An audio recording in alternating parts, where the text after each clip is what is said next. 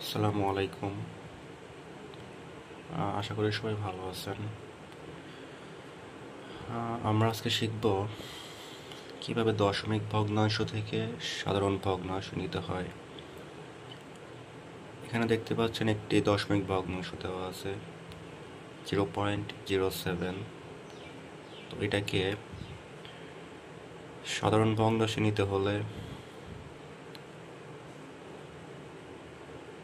লবের জায়গায় লিখতে হবে দশমিক, বাদ দিয়ে সব লিখতে হবে। অর্থাৎ দশমিক বাদ দিলে হয় 007। 007 মানে হচ্ছে 7। হরের জায়গায় হবে দশমিকের জন্য একটা 1, দশমিকের পরে দুইটা অঙ্ক এর জন্য দুইটা শূন্য বসবে। ওকে, আরেকটা প্র্যাকটিস করা যাক।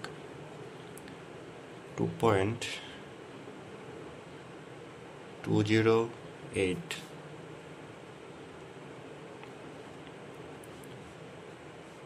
সো লবে হবে বলেছিলাম দশমিক বাদ দিয়ে সব, অর্থাৎ দশমিক বাদ দিলে হয় 2208। 2208। হরে হবে দশমিকের জন্য একটা 1, দশমিকের পরে তিনটা অঙ্কের জন্য তিনটা শূন্য। Okay, thank you so much everyone.